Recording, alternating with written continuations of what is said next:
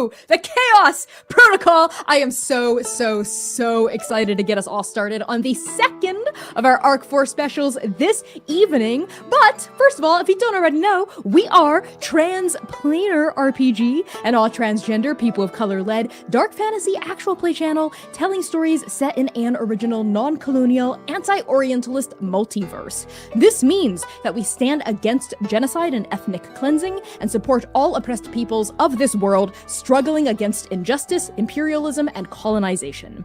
We must use our voices to build solidarity and fight for the worlds that we wish to see. So to that end, free Sudan, free DRC, free Palestine, free Venezuela, and fuck US imperialism. Abolish ICE until there is nothing left. Free all oppressed peoples of this world.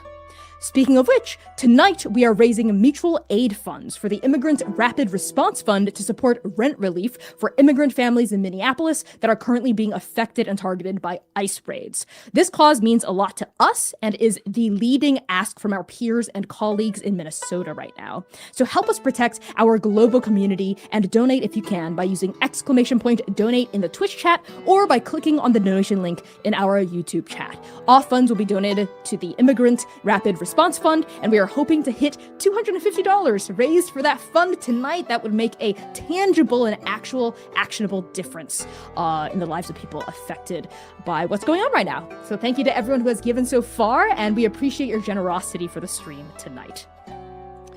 Thank you all so much for showing up to support our story, and now you may have noticed this is not our regular stream setup for a Chaos Protocol episode, and that is because you are watching the live recording of our Arc 4 special, Strike Team Sunrise. Special episodes are a crucial part of the Transplanar canon that add vital information to the world, the characters, and the story at large, and we hope that you enjoy this one. We are currently co-streaming on Twitch and YouTube at Transplanar RPG, and all VODs will be hosted on our YouTube channel for your viewing pleasure before being uploaded to Vimeo and the Internet Archive. As always, we want to start by giving a big shout out to our sponsors for Arc 4 and of Transplanar as a whole, the Working Families Party, Hero Forge, Explain Trade, and Frivolous Bear Studios, as well as Chepeku for letting us use their custom backgrounds. And a huge thank you to our Patreon precepts for supporting our show. Thank you to Ozra, Brooke, The Bow System, Elvira, Mainman13, Mark J, Nocessity, Robert Burke, Rose, Sergeant Danes, Spectra, Spencer, Taylor, Travis L, and Zoe. You can join their illustrious ranks at patreon.com/transplanarrpg. Also, we're very excited to share that Transplanar RPG is partnering with Die Hard Dice to bring you 4 custom dice sets themed after each member of Strike Team Nova. They are genuinely very gorgeous, 7-piece, sharp-edged resin dice. And if you're thinking, I don't know Die Hard did resin, you're right, because this collab is Die Hard's official launch of their resin dice line. Product line, and it's available for purchase literally right now. Head on over to bit.ly/transdhd to nab your very own set of Chaos dice. Speaking of chaos, last time on the Chaos Protocol, Strike Team Nova searches an abandoned radio tower and finds the remnants of a stranger's life. Operator 19 loved birdwatching, cheap beer, and good music. They held out for as long as they could, transmitting alerts for anyone who might be left to hear them. And then, Nova discovers the source of the radio tower's power. An oracle, transmitting an SOS and the locations of 3 graves of Strike Team Sunrise. And that's what you missed last time. So use !recap in the chat to read our full written recap document. And if you are in the YouTube chat, our mods will be posting the link to that recap document in the chat at any moment now. And now for some self-care tips, as Sam Star would say. The Chaos Protocol is a dark fantasy actual play series that deals with content that may be triggering for some viewers. So content warnings for this session may include fantasy violence, survival and scarcity, environmental collapse, apocalypse, storms, grief, death of loved ones, mourning, funerals, blood, monsters, and references to classism. If you're in the Twitch chat, you can use !CW at any time to look at our content warnings. If you are in the YouTube live, then our mods will be posting these content warnings in the chat every now and then. This special episode in particular candidly explores the loss of loved ones, so be sure to take care of yourself and hydrate or take breaks as needed from the stream.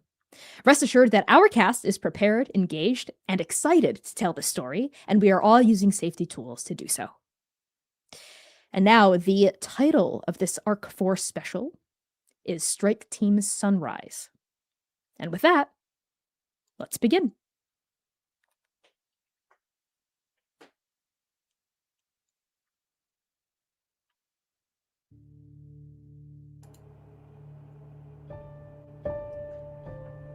You're having that dream again. The first grave marker is made of stone, and it is steadfast and strong. It is the tallest of the three, driven deep into the earth to stand watch until the end. The second grave marker is made of stone, and it is patient and reserved. There is a crack in its base, where a crawling monarch once made its nest, but no longer. The third grave marker is made of stone, and it is spirited and true, honest to a fault, the relic of a hope long gone. It is the smallest of the three, and the hole that it makes inside of your heart is the deepest. There are no names and no inscriptions. There is only the oath and the dust. Log 1. It is the day of your 5th mission as a full-fledged Syndicate agent, and you are standing on the dais in Artemis's office beside your strike team. The patron saint has just finished briefing you on mission number 82511-61, Kaseki. The RSA revealed a Class S Level 10 plane with a charted depth of 1.5% and a vibrancy of neon. It is a green and purple planet drenched in life, bright blue plants and bioluminescent lakes, mighty megafauna and bugs the size of horses, farm workers and sailors and miners on every corner of the world. The Syndicate has not visited Kaseki or the surrounding Apis Fumi system in quite some time, but a mission printed through the Prime Oracle indicated trouble brewing on the planet's surface. It is your job, as Fate's trusted agents, to ensure that Kaseki returns to its rightful place within the tapestry of the journey. Upon that dais, you brim with excitement and just a touch of youthful nerves. Kaseki has not yet had the chance to change you. What do we see when we look at you, Zinnia, and what do you remember your strike team talking about before your lives changed forever? Yeah. I think for Zinnia, there is a young black woman here, her skin a little warm, her clothes and fashion, I think, a little vibrant despite about to go on a mission. I think she has like overalls that are like a light shade of blue, I think a yellow undershirt, her hair in big puffs, star-shaped in particular, because she loves this sort of thing. She has been, I think, somewhere between nervous and excited for however many days leading up to this. I think you see on her finger a small golden friendship ring as she's standing right next to her best friend, who is also, I think, bouncing on the balls of his feet even more, Juniper. And I think those two have been sort of muttering a little bit. I think currently Zinnia's trying to shush Junie, get him to stop. We gotta listen to Artemis. We can't look bad in front of Artemis. As for Junie, they are very much bouncing on the balls of their feet. You can see just a single trickle of nervous sweat going down the side, the shaved side of their head, their freckles gleaming with a little sheen of sweat as well, and they nervously run a hand, raking it through their dark, kind of mousy brown hair, kind of dragging it down past their medium brown skin, the nape of their neck, as they kind of elbow you in response. I'm not nervous. Who says I'm nervous? You're nervous. I mean, I think we're both a little nervous. I hate to admit it, but I think you're a little bit more nervous. You just like to pretend you aren't. Speak for yourself, Zin. I'm fine. You know, this movement is just, I'm ready, you know? I'm ready. Ready for our 5th mission. Ready to kick this mission in the butt. I know. And that's why I will be sitting here recording all of it. And I think they gesture to like a little journal they have under their arm. It is like a nice, like black leather bound journal. I think you can see like it is, words are hard sometimes. You can see there is like a little indent or engraving in it, Zinnia's name, and I think it says on the inside of it, "With love from Mom, Dad," and then like in tiny font in Juniper. Juniper's bright hazel eyes dart down, see the journal, and dart back up to you, and he says, "Okay, but you're gonna definitely talk me up a little bit more in this mission log, right? Because the last time you were just kind of super by the book, super truthful, which is great, but, you know, come on, this is gonna be our legacy. We want to leave a legacy behind, right?" Well, if somebody happens to do something that is, I would say, extraordinary, maybe I can add a little flourish to it, but I don't know if you've necessarily done that yet. Okay, you know what? Challenge accepted. Extraordinary. I'll show you extraordinary. Hey now. The two of you behave. And both of you kind of feel a hand on your shoulders as Sochi kind of steps up onto the dais beside the two of you. And Sochi is, of course, quiet and reserved, but there is a warmth that Faye exudes. And right now, Fair raven black hair is pulled back into Fair's signature braid that sweeps down between Fair's shoulder blades, and Faye has a gentle and warm smile on Fair's face. One hand comes down as they balance their cane back against their hip, and they sort of smooth one hand down the front of their druidic robes. They look up at the 4th and final member of your team, Cherry, who towers over all three of you, casting a stalwart and very responsible and accountable shadow over you. And Cherry just kind of nods, very stoic look on her face as always, but you can see the warmth and a little bit of the exasperation, but mostly pride and excitement in her dark brown eyes. And Cherry says, "That's right. Make sure the two of you are treating each other kindly, yes?" We're absolutely fine. The two of us, you know us. We've done nothing wrong. We're good. Yeah, we're like super good. We're better than good. We're extraordinary. Right, Sin? Legends in the making. And we are very ready to make our legend down here, you know, to help whoever needs helping. If that means that entire planet, then so be it. Just another day for Strike Team Sunrise.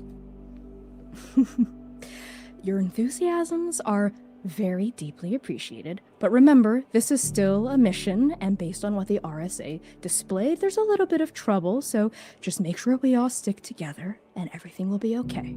All right? Yes. Yes, Sochi. Okay, come on, I'm ready. Let's do this. Okay, then the three of you, gather round. Come on, step up. And Cherry gestures for all three of you to kind of cluster around her. And you do, as you always do, clustering at the base of this stalwart tree.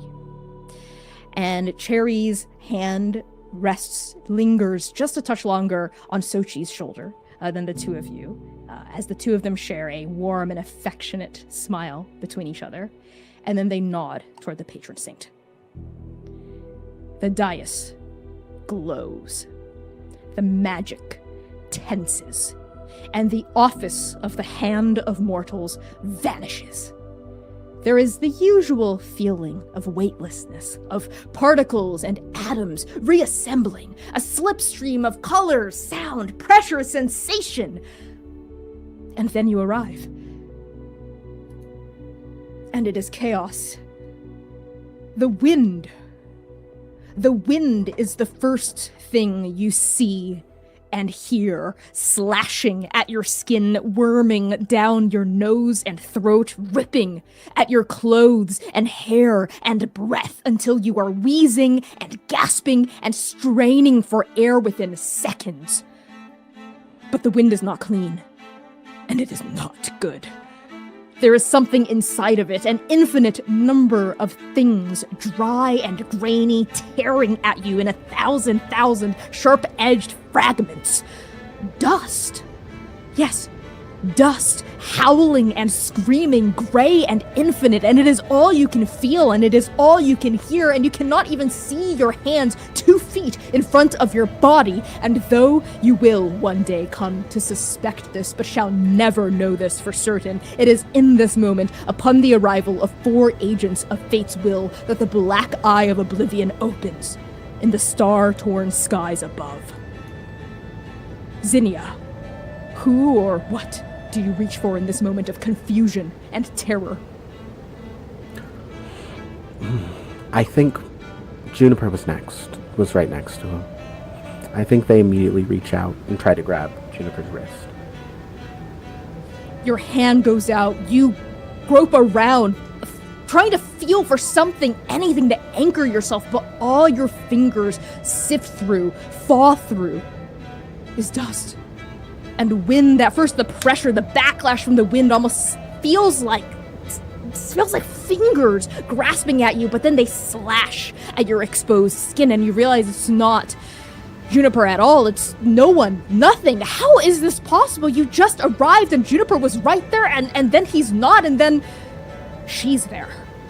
Cherry. Steadfast and strong, the tallest of your group, emerging in a sudden burst of hope from the endless, wailing abyss of dust and wind, her short afro drenched in dust, gray particles clinging against black. And you see her, an actual real hand, sturdy, reaching forward toward you. Rich brown cherrywood fingers wrapping gently but firmly around your forearm. And Cherry is shouting at you. At the top of her lungs, in that deep, resonant voice, a voice that could cut through the din of the Syndicate's dining hall during peak dinner hour, a voice that could command an entire training hall to halt, a voice that now feels so small and feeble and thin in the face of this roaring vortex, even though her face is 12 inches away from yours, and she's saying, "Zinnia! Hold on to me, you're going to be okay!" I think there are no words to Zinnia. I think it is just action. They grab on, they hold. I think they try to see if they can find anyone else. Their glasses they tend to wear are meant for, like, analyzing. Their magical glasses that kind of are meant to cut through things like darkness or anything like that. So I think they focus on trying to scan the surroundings. Yes, you reach out, you grab onto that hand, barely pushing through. It feels like a physical barrier, an actual presence, an entity pushing through the storm, pushing through the wind, but finally your fingers grasp onto that outstretched hand and you scan your environs trying to look for anyone else, the other members of your strike team, maybe somewhere in here, but all you can see is Cherry. Cherry encouraging you, telling you to move, telling you to follow her, to come, and of course you do, because it's Cherry. You're not gonna just stay here, you're gonna follow Cherry, the shield of your strike team, the bulwark, reliable and dependable, a hardy tree who has weathered many seasons and would weather many more, indestructible Cherry. And then, in a lilting, rising, roaring song of hope, you hear just the barest fragment of Juniper's voice, barely cresting above the wind. You don't even see Juniper, but you hear him, and he's saying, "Where are we? Did something go wrong with the teleport?" And another voice responds, this one closer to you, behind and a little bit to the left of you, straining to be heard through the turbulent heaviness of the air, and you hear Sochi say, I don't know. Just hold on and move together, everyone.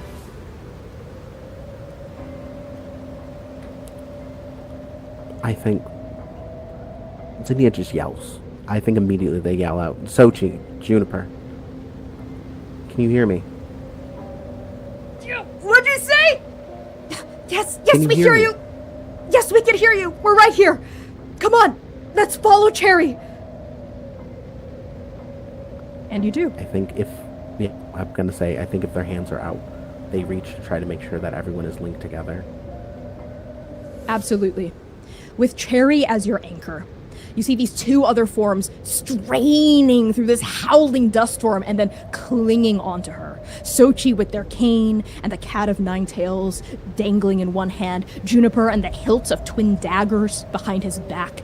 And now all three of you hold onto Cherry, this anchor amidst the storm, and she takes one step, and then two, and then a third against this whipping, hurling wind, bracing her head against it, leaning into the worst of it. Cherry is the unstoppable object, and she guides and drags all three of you, the rest of her team, through the storm for what feels like an eternity. The dust now rising up to your knees, up to your thighs, until emerging from the endless screaming gray, an outline. And all of you see it. A hole. A cave carved against a distant rock shelter. And Cherry shouts out, "There!" And she hoofs toward it, and the rest of you need no further encouragement, and the cave gets bigger and bigger and bigger until you're there. All four of you piling into the opening, the safety, the hope, one after the other. You go in first, Zinnia, and then Sochi right behind you, and then Juniper, Cherry at the entrance, ushering each one of you in to ensure your safety. Go! Go! Go! Come on! Don't dally! 1, 2, 3, come on! And as you go in first, Zinnia, you barely get any respite from the storm inside this cave, but it no longer feels like the wind itself is trying to reach into your lungs and squeeze all of the air outside of it. How do you stumble into this shelter? I think almost falling onto their hands and knees. They sort of grasp around. I think their glasses are covered. They take a minute and they just cough, and they struggle to try to cast one spell. They are slightly adept at magic, and I think they try to cast a spell of light just to make sure that everyone can see where they are. What does this light, this illumination spell look like as you try to conjure it out from the palm of your hand? I think there are small, little stars, tattoos on their hands, and I think maybe a couple of, words around the wrist. And I think in that moment, they sort of raise their hand out, and you see just a little ball of light appear in front of them. As that ball rises, floats up from your palm and glimmers, there's a little bit of a flickering, and you see the shadows inside this shelter begin to kind of flicker and wave with it. You're reaching in, trying to connect with the magic that sits deep within your soul, but something about the situation, maybe it's the fear of it, the shock of it, the chaos of it. Maybe it's about... There's something else too, though. It's causing it to flicker and sputter, and as it's sputtering, you see Juniper holding his hand out to pull Cherry into the shelter as well. And that is when the thing hits her. And to this day, you don't know what it was. An uprooted rock, the side of a building, a piece of shipwreck. It hits Cherry, and then she's gone. Into the dust. Gone. There is a brief, shocked silence inside this cavern, and then Juniper screams her name and runs forward. Do you stop him, or does Sochi? I think Sochi does. I think in the most non-lethal and pure of care and dexterity, just a simple wrap around the waist with the cat of nine tails. I think Sochi is good at this. They are incredibly talented, and I think both of them, Sochi and Zinnia, with one heavy pull Juniper back. Juniper is still shouting Cherry's name, fighting against the two of you. And in this moment, Juniper has always been strong, of course, but feels even stronger. It takes both of you to rein him in. He's shouting, and now Sochi is talking, speaking in a calm, even-keeled tone, despite everything going to shit the moment you arrived on this plane of existence. And Sochi is saying that Cherry is the unstoppable object. Cherry is the bulwark. Cherry is your shield. Cherry is indestructible. And Sochi says, Juniper, calm down. It's okay. It's okay. She's going to come back, okay? I know she will. She always comes back. Juniper, look at me. Look at me. She would not forgive me if I let you risk your life into that storm going after her. It's safer for all of us if we stay here in a place where she knows how to get to. Juniper, listen, please. And Juniper is resisting, still kind of pulling now half-heartedly against the rope, this braid, this flail of leather. But is starting to slow in his protestations, hazel eyes darting desperately between Sochi and you, fighting back tears, shocked and afraid, and just a touch hopeful. And Juniper turns to you, those wide eyes, you see the whites of those eyes almost subsuming the hazel. And he says, "You think so? Really? You think so, Zinnia? Yeah, she's gonna be okay? It's Cherry. We'll be okay. I just need you to listen to Sochi. You know how this goes. If something bad happens, Sochi is in charge. Just listen." Damn it. Okay, yeah, fine. I'm okay. Let's just stay here. So she's right. So she's always right. She's gonna come back. She's Cherry. That's right. She's Cherry. And believe me, I've known her for the longest out of the three of us. She always comes back. We have to make sure that we're here when she does. And with that, some of the panic subsides, and now, as the storm continues to rage and whip outside, a different emotion starts to mix in with the panic. Fear, anxiety, and just a dash of hope. Just a touch of it, enough to keep Juniper's eyes darting toward the entrance whenever there's a stray whip of something going past it, enough to keep Sochi looking up every time Juniper does, even though there's not much of expectation in Sochi's eyes. And in this moment, how are you sitting in the uncertainty of everything as you wait? I think Zinnia sits by the door, or the entrance to the cave. I think their glasses are just constantly, you'll hear a little, almost magic whirring every, let's say, 10 minutes, as they sort of try to see if they can peer through the dust. They can see anything that may resemble Cherry or Cherry's weapons. Just sort of being the eyes. In terms of your magic, are you specifically trying to cast like a kind of light and illumination out, almost as a searchlight, or are you augmenting your sense of vision? Augmenting. Yeah. Okay, what does that look like physically? Yeah. Yeah, I think on Keseki, their glasses look more like goggles. I think there is a sort of like almost a slight magical like turn to them, almost as if like adding a zoom function to a lens. And I think you see just more. I think there's like sort of like magical auras almost seem to emanate off of things. There's just further their eyes can carry them. You kind of twist almost kind of like the lenses of these goggles, kind of zooming in, trying to see if there's anything like vital signs, a person out there. You know Cherry's aura, the vibrancy of her soul so well, trying to detect any signs like that out in this rapacious, howling gale. But all you get is gray. Not even the neon that the RSA had picked on, had said the vibrancy of this planet was. There's none of that. It's just gray. Lifeless. Dust, desiccated, swirling, not a single spot of color, even as you imbue your vision with magic and search. And Juniper, every now and then, knowing what you're doing, he leans in and says, "Do you see anything? Do you see her?" Not yet. It's taking her so long. Maybe she went to go hole up somewhere. It's Cherry. If anyone can get through this. You're right. We just have to wait for this thing to die down, and then we'll find each other again. That's right.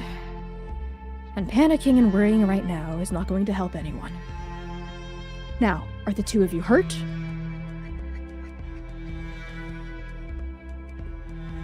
No.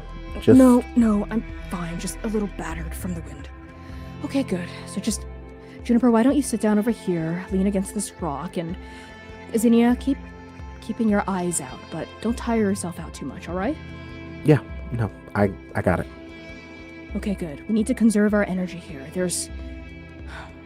I'm not sensing a lot of life in the land here. What exactly do you mean? And you see the side of Sochi's mouth twist a little. And all of you have always known that Sochi is, well, a druid.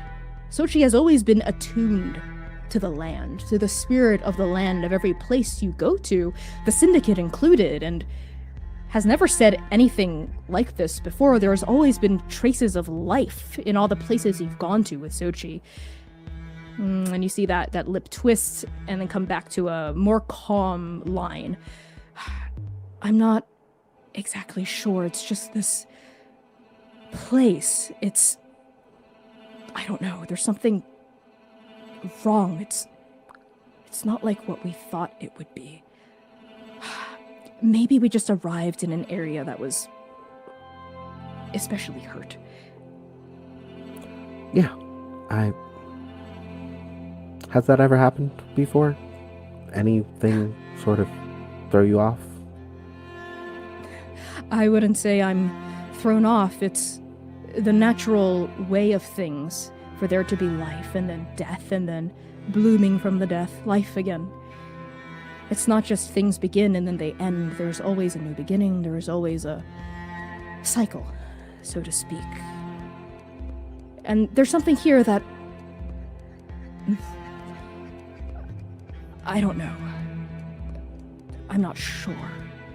And you see that brow furrow slightly, and Sochi falls quiet into a familiar quiet when Faye isn't ready to make a confirmed statement on something yet, but you know that there's something troubling Fair, and you've only seen this trouble a few times in 1 or 2 previous missions when things have been particularly complicated, but you've always been able to overcome it, the 4 of you, as a team.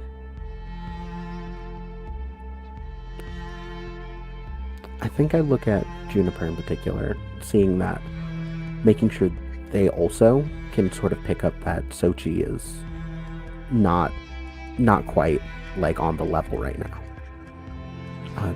Juniper, yeah, sees the eye contact you're making, notices, and faces you. Look at Sochi. Do you think everything's okay? Yeah. I mean, remember mission number 2? And there was all that stuff going on with, those skeletons coming back, and that was a little odd, but we got through it. So she was thrown off a little bit, but then we rallied. Yeah, it's just, I don't know. Everything's not going how it should have. Everything just feels weird and off right now, so maybe I'm overthinking. You overthinking? It's gonna be okay. If Sochi says it's gonna be okay, then it's gonna be okay. And hey, this is what legends are made of, right? We gotta be thrown into some extraordinary situations to make some extraordinary stories, right? Yeah. This is good writing material. Exactly. There is a noise. A noise that you and Juniper have not yet heard at this point, outside of training drills. But Sochi has. Just once before. In fair long life, as a Syndicate agent. And the noise is coming from your Oracle, which is tucked into Sochi's robes, an urgent, triple-spiked beep. And then the Oracle's voice, flat and calm as always. No life signs detected from Agent Cherry. Commencing emergency SOS protocol. Contacting the syndicate. Please stand by. There is a pause. A dreadful pause as this sinks in, and Juniper looks at Sochi and then at you. Desperation, feverish desperation beginning to mount in his eyes, and a denial as well, swelling. What? No, that can't be right. Everything's weird here. Everything is weird here. Yeah. It's the storm, right? It's got to be the storm. It has to be interfering with the Oracle's transmitters or something, right? I think Zinnia looks out to the storm again to see if it's subsided, if it's gotten any weaker, if it looks like anything has changed. Nope, not at all. Sochi. Sochi is facing the storm. Fair back to you at this moment, you can only see a sliver of their profile. They had gone very, very still when the Oracle made that three-pronged beep, and they had not physically reacted in any visible way to what the Oracle had said, and you can't fully see their expression right now. They're almost like a statue looking out. Sochi. And then Sochi's head gently goes down, the chin starting to meet the collarbone.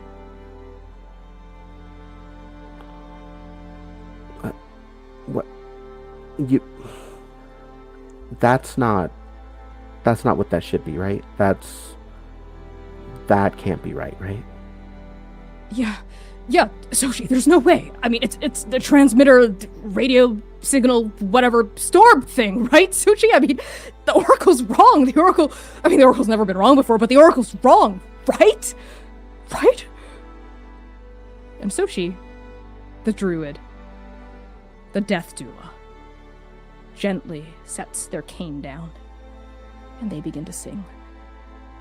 And it is a song that you have heard them perform at the Syndicate before, to send off community members at the natural ends of their lives. A song that is somber and dark and beautiful.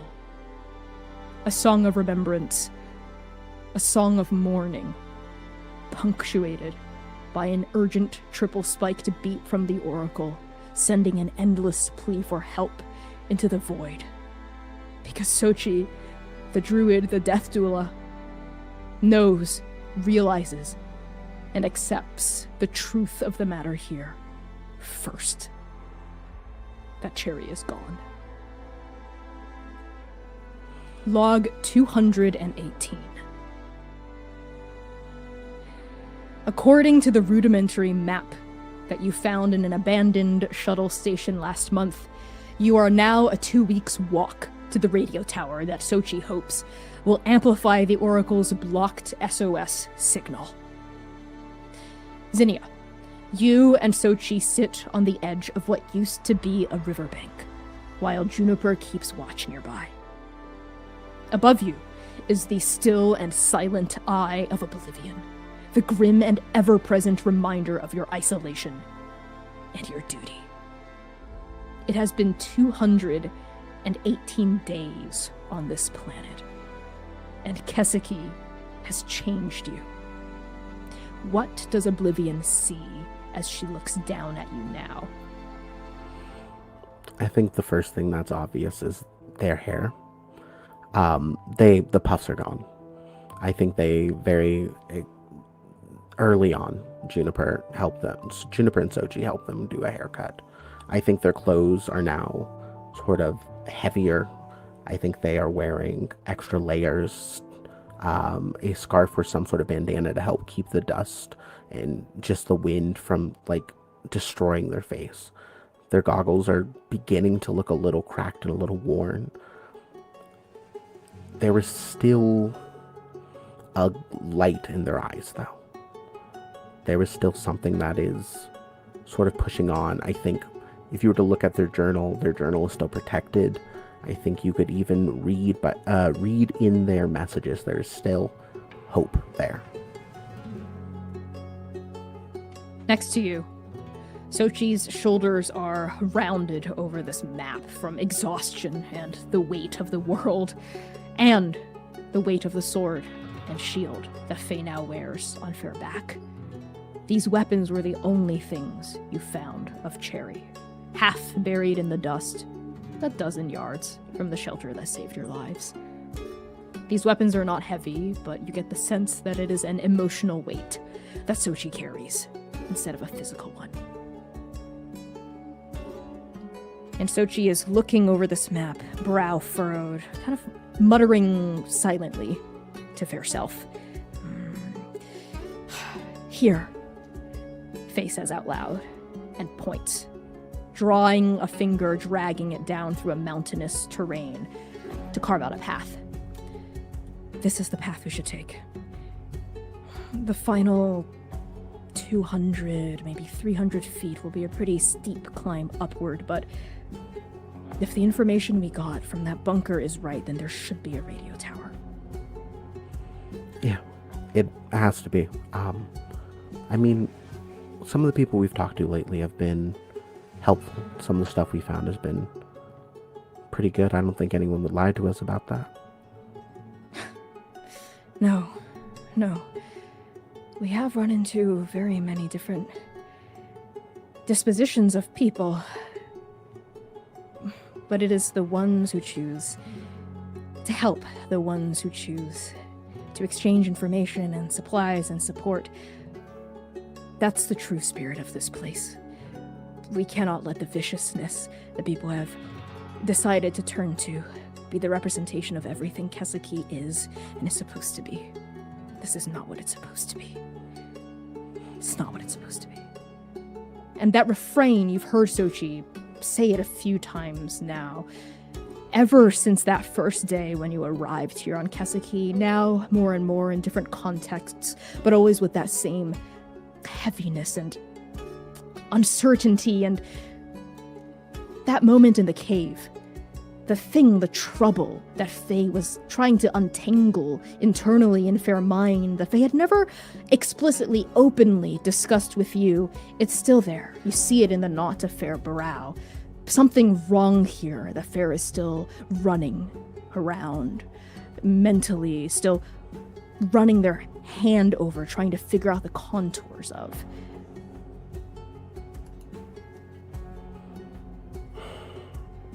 Sochi.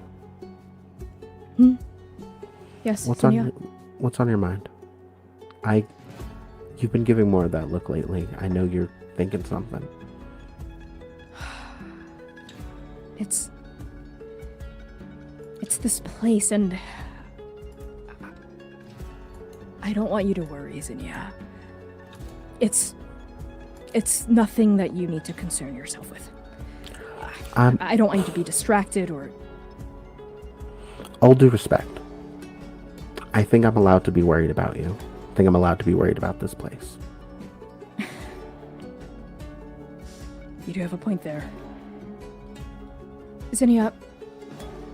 And it is in this moment, with Sochi's finger pressed over your destination, that the monster attacks.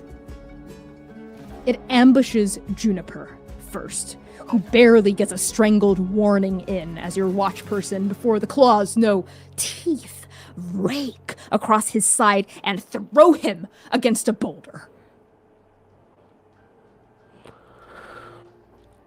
I think Zinnia immediately jumps to action. I think at this point, there's sort of been a agreement when it comes to Cherry's weapons that if something is big enough, you can use them. And with Zinnia's magic being slightly on the fritz and just not up to snuff yet, I think they just grab at the sword and shield off of Sochi's back and immediately charge in. You absolutely do. You grab these weapons off of Sochi's back and you charge toward this monster. And that's when Sochi charges as well. Rushing past you, patient Sochi, reserved Sochi, the reason, the logic, the plain common sense of your team, now 2 times their usual size and growing, spotted jaguar fur sprouting from the large and soft curves of their body, and they barrel into the beast, full force, before it can sink its many sickly teeth and claws and glowing yellow eyes into Juniper. And the fight is fast, and it is brutal. Sochi attacks with the ruthless precision of someone who knows death, like their own backhand, targeting tendons, joints, organs, arteries, or what's left of them in this warped, broken, corrupted wake of this suffering creature. And when it is over, when it is finally over, the monster slumps to the ground, the edges of its corpse already flaking to dust. And as fair bestial transformation fades, Sochi kneels by the vanishing body of this once noble beast and whispers a song of sadness and death. And Zinnia, in the heat of the fight, in the fray of the battle, how closely did you watch each blow, each attack, each gash, each bite? I think Zinnia was they're not the most combat ready. I think they were keeping up and trying their best. They were focused on defense and trying to block and take aggression, but they were relying on Sochi to do a lot of the heavy lifting. I think the second that the monster fell, they immediately turned to Juniper and began to mend some of the wounds. Juniper is still slumped against that rock, cradling the side of his body where that monster's teeth, claws, fangs, eyes have sunk into him. And because you're so concerned with making sure Juniper's okay, it is Juniper and not you that notices first. The shaking. And then the blood. Red and mortal, and way too much soaking through Sochi's robes. And Juniper kind of painfully pushes himself up against the rock, staggers forward, and is able to catch Sochi in alarm, in fear, just in time, right before Sochi hits the ground. And then you see it too, Zinnia. The wound in Sochi's chest. Much too big, much too deep, much too late.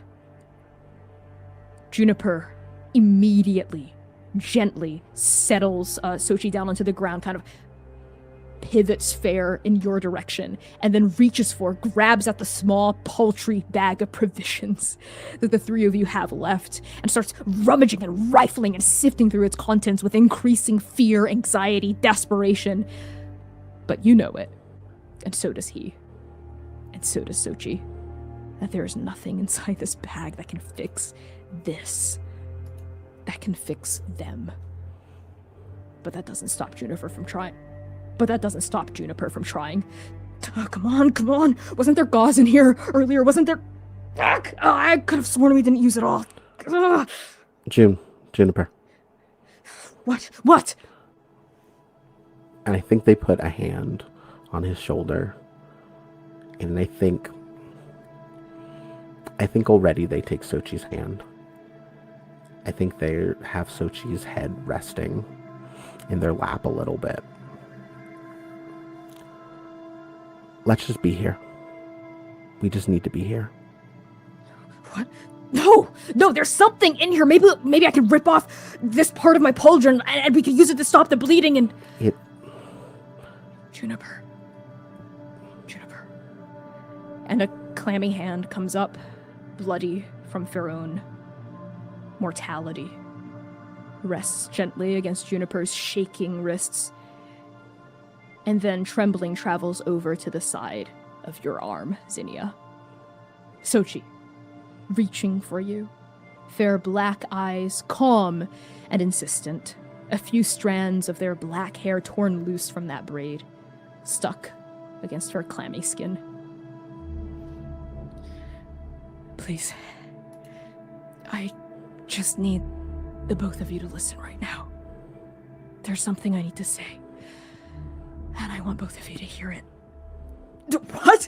Don't be ridiculous. It's gonna be okay, okay? Just stop.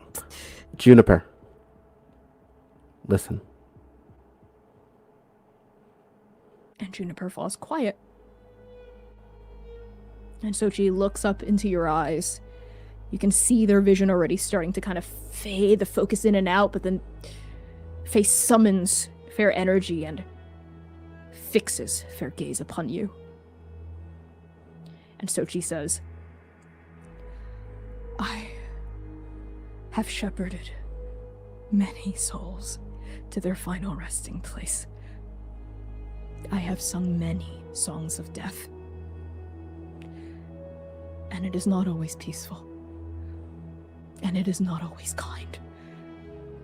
But it is always inevitable. And I do my best to bring peace to those who pass. I am at peace with the life I have lived. It has been a life worth living. One of joy, sorrow, pain, balance. They brought me Cherry, and the two of you, and the many loves of the journey. I am not afraid to meet the end, and to find what, if anything, is beyond it. It is my time to learn a new song. But I know. And Zinnia, in this moment, it sinks in. Faye is telling you that which has been troubling Fair, that which Faye has tried to hide out of concern for you, out of a desire to find a way to fix it by Fair self, but Faye can't. There's no more time left, and everyone knows. And Sochi says, I know in my heart of hearts that the death of this place, it's not right. This is not how this world should die. This is not how Keseki was meant to die. You must do what you can to make a better end, both of you. You must save what there is left to be saved. That is your mission now. Do you understand? Can you promise this world this? Yes. What, Sochi? And Juniper sees the look on your face, Zinnia. What is the expression? I think there is a steeled determination. I think closer than she was to Cherry. She was extremely close to Sochi. They both were a bit more magical. I think there was a bit more one-on-one lessons and just moments. I think even learning how to sing a little bit for potentially sending things off.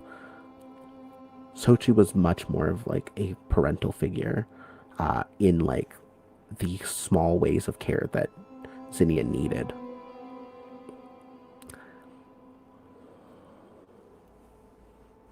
Juniper sees that look on your face. The determination of it. The acceptance of it. And what denial, what protestation was left in the hard edges of Juniper's shoulders. Sag and leave. And Juniper grips Sochi's other hand and says, of course. We promise. And Sochi draws a deep breath in, and on the exhale, Faye sings. Although Fair skin is losing color, and Fair raven dark hair is plastered against Fair face, the music that pours from Fair mouth is gentle, and it is somber, and it is beautiful. And Juniper joins in. Yeah, I was gonna say, Zinnia joins in too. How does your voice harmonize against Sochi's? I think it is soft and it flies over. It dances and mingles well. They have practiced and spent so much time doing this. I think it starts that way before it breaks into sobs, especially when it goes from waiting for it to happen to have already happened. Juniper's voice compliments the two of you. It is an octave lower than Sochi's, not quite as low as Cherry's had been, and that is the tenor, the bass that is missing from this trio. Your voices blend into this death song with shivering trembles, and your sobs come when eventually one voice fades into emptiness, and only two remain. Log 226. The radio tower looms at the peak of the mountain, just as Sochi had said. And you and Juniper slowly but steadily ascend this desiccated slope. Zinnia, how has Kesuke changed you in the last 8 days since Sochi died? I think at this point, Sochi's cat o' nine tails is on Zinnia's hip. I think the shield as well sits with Zinnia, while the sword is with Juniper. I think they are quieter. I think they have been sort of talking to no one as they've been wanting Juniper to bounce off of them a bit more, but Juniper's just been really distant lately. And I think Zinnia's been sort of taking point now. Without Cherry or Sochi, someone had to, and it has to be her. Next to you, Juniper is moving more slowly, has been for a while now, and his voice and breath comes out in these shallow, wheezing bursts.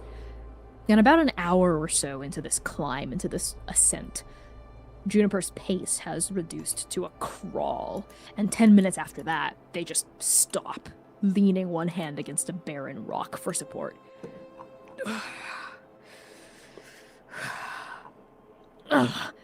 Zinnia. Yeah? What's going on? I can't keep going.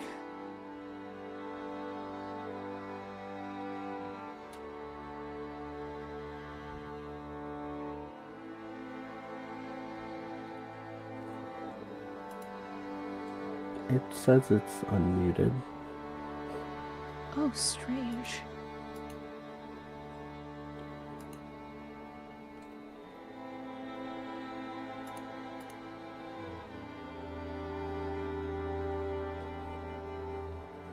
Derek, can you say just like a sentence to test it?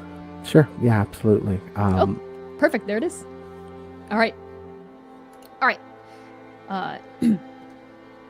Juniper leans one hand against that barren rock and says, painfully and much more quietly than usual, I can't keep going. Juniper. No. What are you talking about? It's not happening, Zin. This is it. No. Juniper, we're not. I'll carry you if I have to. You're not stopping here. Oh, come on. That cut in my side, it's gotten We healed worse. it right and up. You know it. We healed it right up. No, it got infected or there was poison or venom or something. It's not. My vision is. I feel weak and there's no food, the water. No, this is. I can't keep going.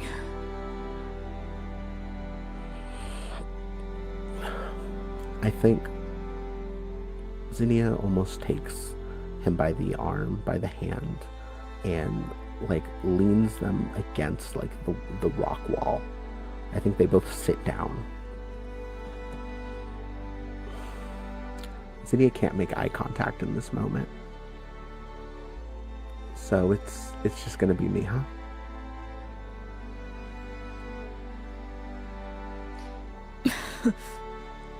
Yeah, just listen. I'm just gonna slow you down.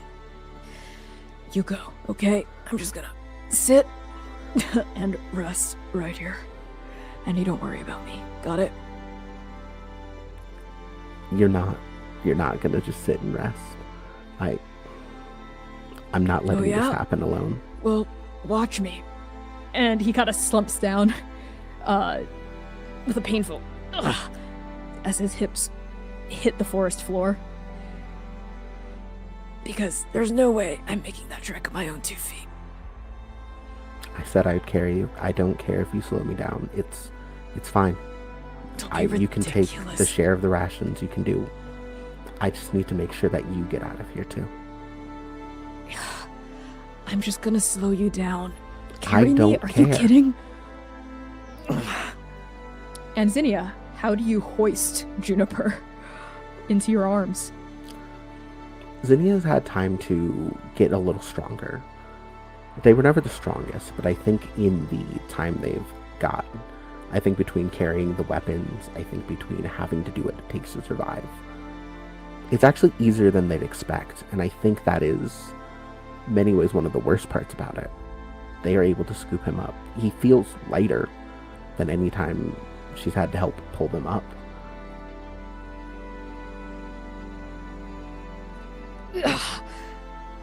And are you sort of carrying him in both arms across your front, or kind of slumping him across your shoulders?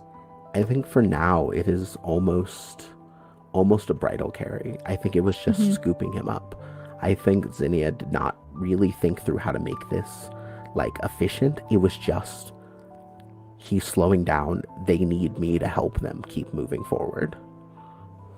You scoop him up, surprised by how much lighter he feels than you're used to, and in this position you can see very much the bandage is completely bled through on the side of his body. You can feel the heat of that wound radiating through Juniper's clothes, kind of under the crook of your wrist where you're holding him beneath his torso. And he lets out a pain kind of, but he's much too weak to protest and fight you on this. And you carry Juniper. One step forward, then another, and you holding this final member of your strike team continue the ascent. Then as you do, each step feels much harder than the last, but it is through sheer force of will, grit, and determination that you walk and you walk and you walk until you reach what Sochi had warned about, the steep incline. The mountain extends at an almost 45-degree angle in front of you and then tilts up even farther. What's left of roots jutting out from the soil, looking unfirm and desiccated. Anything you try to hold on to crumbles into dust underneath your fingers. There's no purchase here. No way for you to scale this, and certainly not with someone else in your arms. How do you try anyway? They've been thinking about this. They remember Sochi's words about it. They have the cat of nine tails. They're going to try to make some sort of makeshift system to hold Juniper close to them. I think it is Juniper's body almost draped over them, tying them together at the waist, willing to be that weight for him. You are able to use the cat of nine tails to bind Juniper to you, so your hands, your arms at least, are free, even though there's that extra weight to your back, and you try to scale this sheer cliff face, and you make the most progress a couple of feet up, and then it crumbles underneath you, and you slide back down, losing 2 steps back with every 1 step forward of progress that you make. And after the 5th or 6th or 7th attempt, you hear it. Juniper's voice, barely a whisper now in your ear, saying, Zin. Zinnia. Zin. Yeah. Enough. It's not gonna work. Okay? Just let me down, okay? Just let me down. There's something I want to say. I think immediately, unties the two together and carries him again so there's somewhere comfortable for him to sit. I think also taking off one of like her layers, flipping it inside out so it's not the side that has been like hit by the dust. It makes somewhere comfortable for him to rest. He sighs into it. When he inhales, it's almost like your scent is bringing him comfort, emboldens him, strengthens him for just a moment.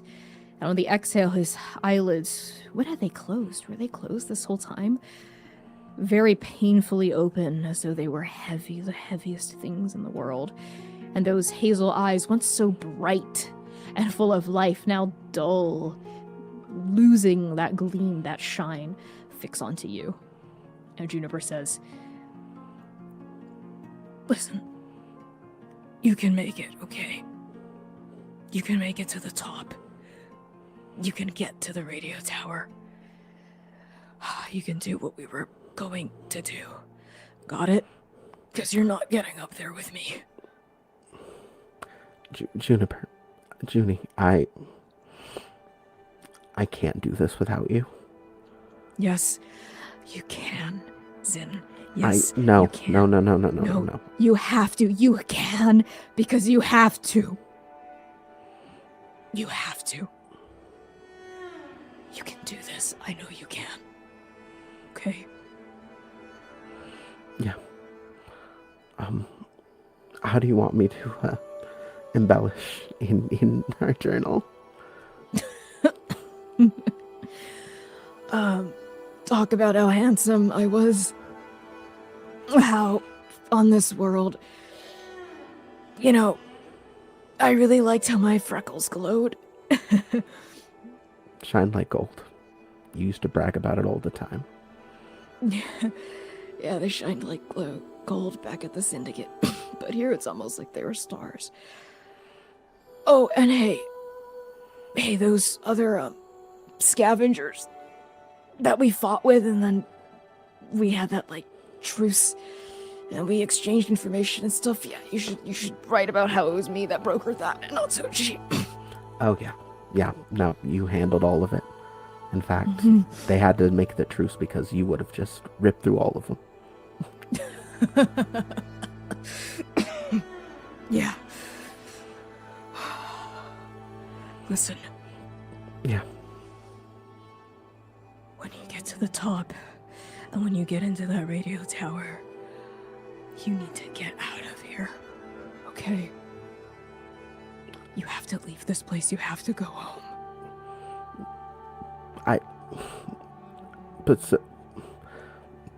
Junie, I can't. I know what Sochi said, but you have to listen, okay? This place is a grave. It's a grave, and you have to climb out of it. It's a place you have to escape. You can. I know you can. You're gonna make it, Zinnia. It was always gonna be you. You were always gonna make it. And it's going to work. And you're going to live. And you can't throw your life away. You have to go. Okay? You have to go when the Syndicate gets the signal and comes to rescue you. You have to go. You have to leave this place. I think Zinnia takes a breath, and they accept that they're going to have to lie to the person they love the most. When they look at him and they say, "Absolutely, I'll get out of here, and I will tell the story of Strike Team Sunrise."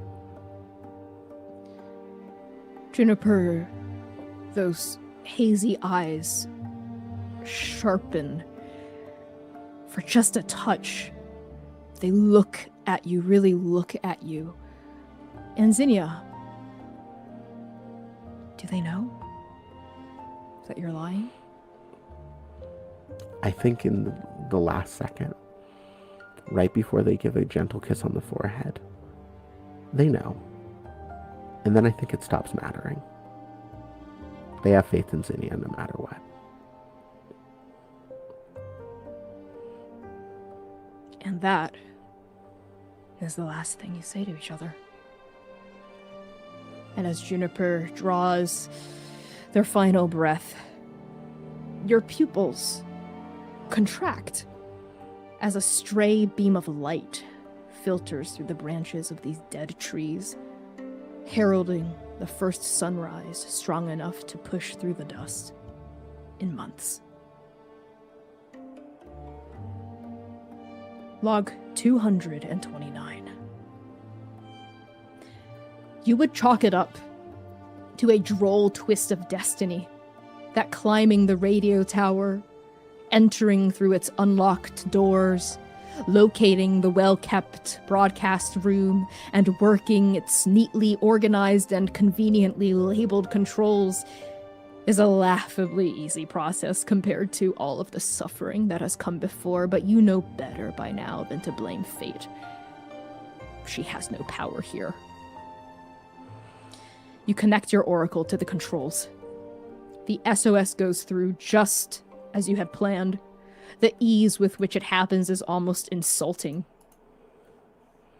And then she's here. The patron saint. Stepping through the doors of the broadcast room like she was behind them all along, the wild hunt at her back. You speak to them. They speak to you. Together, you go to the base of the radio tower where the wild hunt procures 3 gravestones from the rocky mountainside and plants them into the earth. As they do, they regard you with a mixture of empathy and pity. And the 4 of them unconsciously stand closer to each other than before. What remains of your strike team?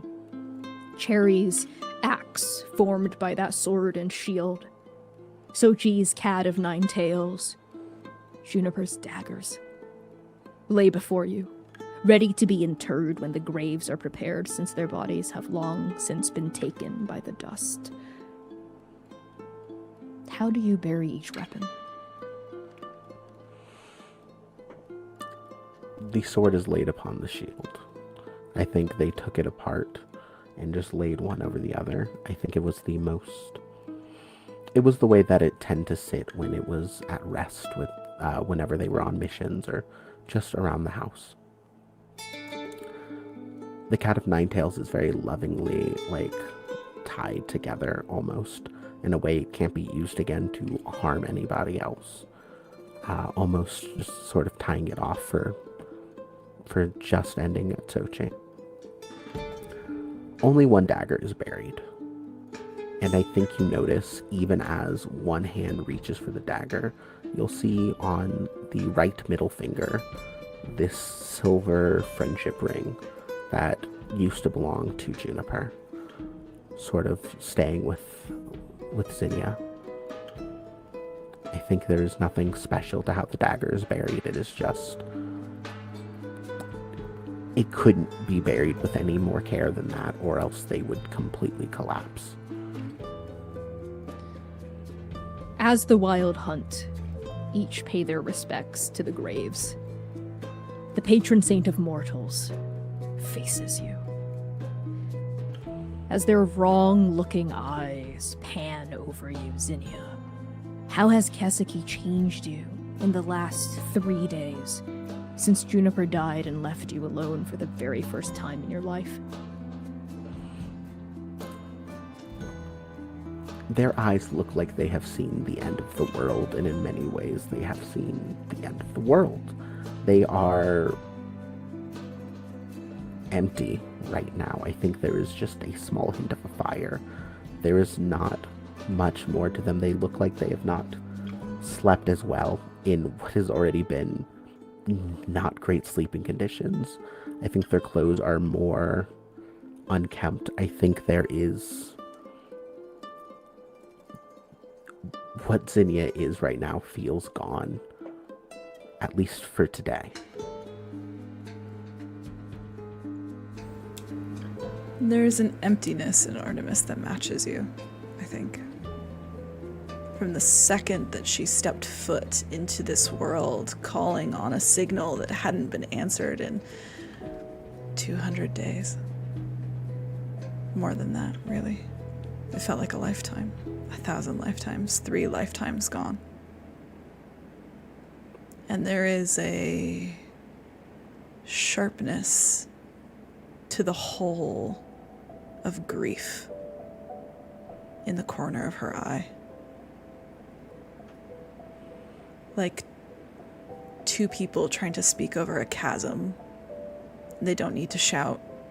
It's just a whisper. Artemis looks at you and asks the question she's supposed to ask. Are you ready to go home?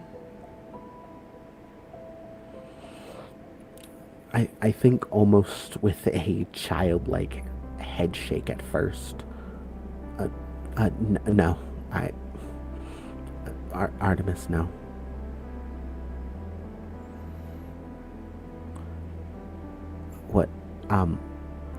What are we supposed to do about Kaseki? Do we just write it off if I leave? There's no writing something like this off. Your mission was to stop the dust. But by the time we got here, well, the dust was here.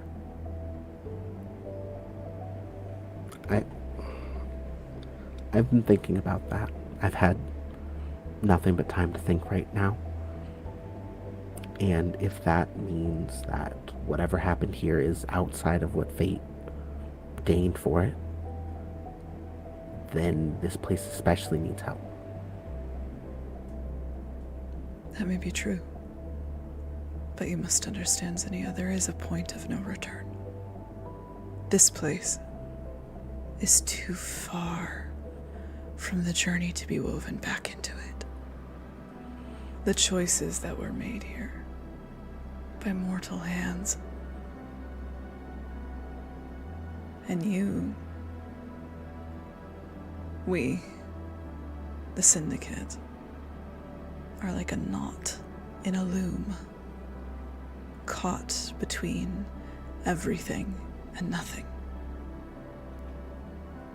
And she looks up from the graves, up from your face, toward that dark eye looking over everything, even through the dust.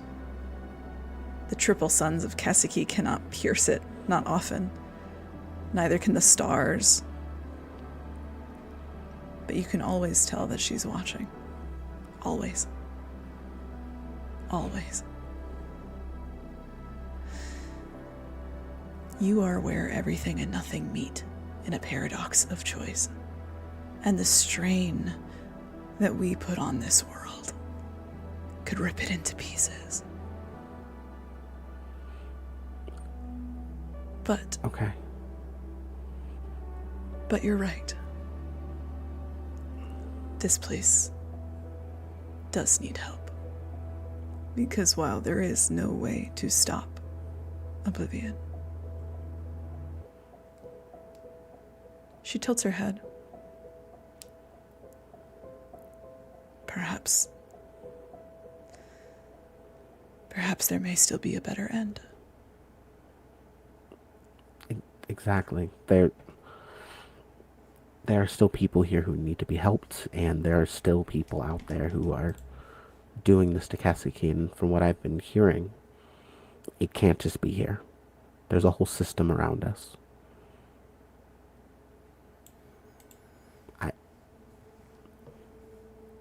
I need to help. You want to stay?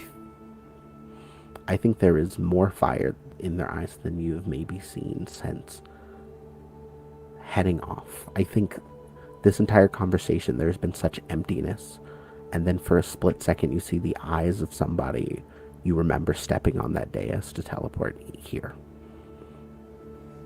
They're more sure of this than anything else that has happened in the past 229 days. Artemis kneels beside you in front of these graves in this ever-present dust to be eye level with you. But in doing so seems to be larger than when she stands tall. And there is something wrong with her here, inside wherever this is. The journey, the place between the journey and oblivion. The air around them smells like rotting bones and sullen magic and immortality sizzling as it dies. But she doesn't seem to notice or care that the world is trying to eat her. Neither do you. To you, they are as they have always been, wearing the same grief as you now that you can see it. That tether. The tether that you have to the syndicate that calls Oblivion like a lighthouse. That puts strain on this world. It can be cut. If you break your ties with the syndicate, you are like any other mortal, with no responsibility to make any other choice but your own. This world may never be woven back into the tapestry of the journey, for it passed the point of no return long ago, far before we ever knew anything was wrong, with a choice made by someone who is far from the dying, far from the grave. But it still may have a better end than this. Perhaps you will make it so. I think they sort of nod along with everything that Artemis is saying. And there is that fire again. What do I need to do? I love the syndicate, you know, it was my home, but a lot of my heart died here and I need to help. I mourned for you twice, Zinnia. It is no easy thing to lose a soulmate.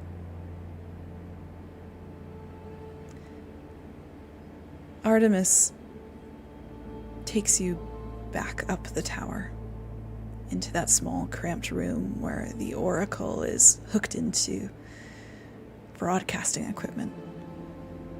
And gently, softly, they don't remove it, but they take it out of its resting place. Their hand passes over its now in this world metal shell, rusted, dented, broken from 200 long days on Kesiki.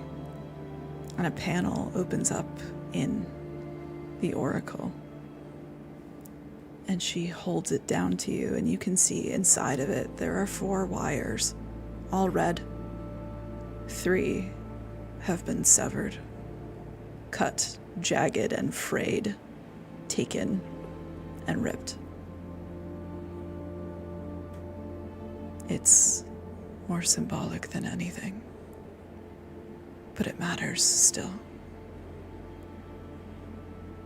You have to do it. How big are these wires? Is it one that could be broken with just a simple pull? If you wanted to. I think there is a second of hesitation. Just really grasping with the weight of everything as their fingers sort of hold onto this wire. And then with almost one last certainty, they pull, and it just breaks easy. Something in Artemis twitches, like she could feel the vibration of it down her spine. Or maybe it's just the world trying to kill her from the inside out because she doesn't belong here.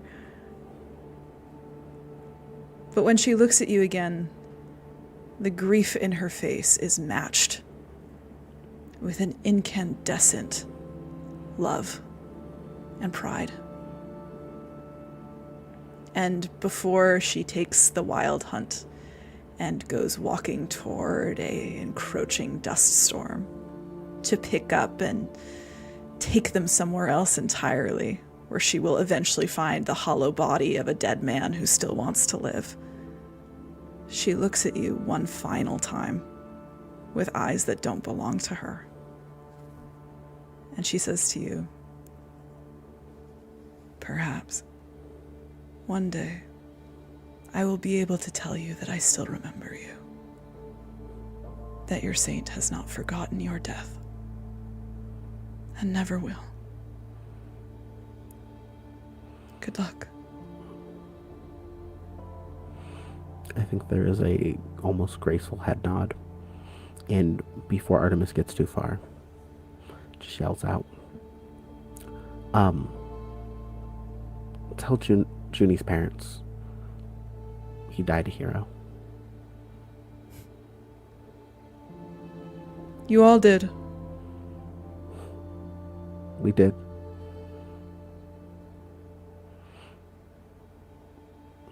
And then she's gone. Into the dust. Like everything else.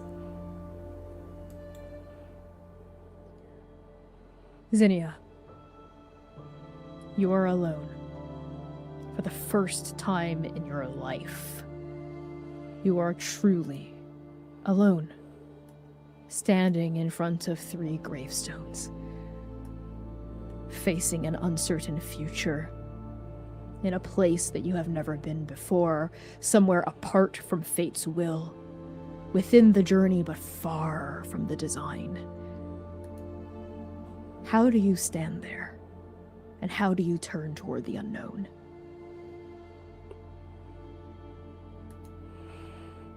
I think there is almost a steeling of themselves, almost bouncing on the balls of their feet for a second, almost making sure that they feel not just their own body, but almost like there are spirits with them.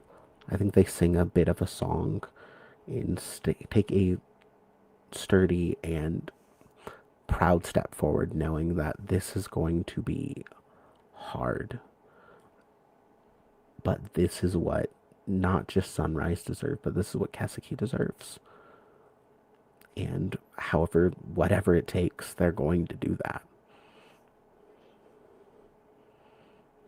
You step forward into a future that is not assured, except by the choices you will make with your own hands. And you step past the grave markers. The first grave marker is made of stone, and it is steadfast and strong. It is the tallest of the 3 driven deep into the earth to stand watch until the end. Buried under the stone is a sword and shield that together make an axe. The second grave marker is made of stone, and it is patient and reserved. There is a crack in its base where a crawling monarch once made its nest, but no longer. Buried under the stone is a multi-tailed flail made of black leather. The third grave marker is made of stone, and it is spirited and true, honest to a fault, the relic of a hope long gone. It is the smallest of the 3, and the hole that it makes inside of your heart is the deepest. Buried under the stone is a single, jagged dagger. 1/2 of a pair, forever, without its counterpart. There are no names and no inscriptions.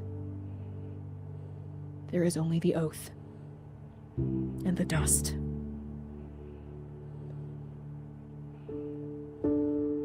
A voice cuts through the memory, and it brings you back to the present. You're having that dream again, aren't you? As you pull yourself out of your reverie, what features of yours do we see, lit by the flickering light of the campfire? How has Kesiki changed you in the last 4,752 days? Their face is tired. I think their eyes have definitely accepted the age that Kesiki has brought to them. Their hair is long gone. It's self-shaved down to essentially bald. I think there are tattoos in the side of their head, one a sun, one a moon. There are a few other notable tattoos, namely a cherry tree in a field of marigolds. There is a golden ring around their neck and a silver one on their left hand, or on their right hand, on their middle finger still. Their outfit is no longer cute or light. It is built to survive, first and foremost. they have adopted so much of Kaseki, and I don't know how much of the Syndicate is left.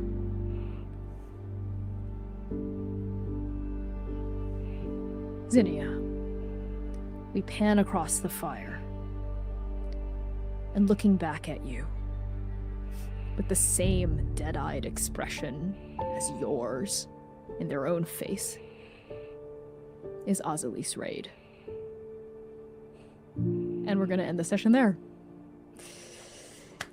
Thank you all so much for tuning in to Arc 4 Special Episode 2, Strike Team Sunrise. Let's do some much-deserved introductions for our incredible surprise guest player for Arc 4, Derek Mann! Hi, everyone.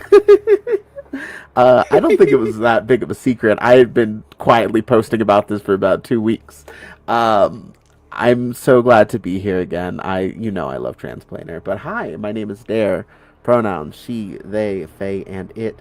I have been so honored to be our lovely Sunrise survivor, Zinnia. You can find me anywhere on the internet at Dare to Dream RPG. Say it with me, folks. That is DARE, the number 2, DREAM RPG. If you want to see me in other places, I would recommend following me on Twitch.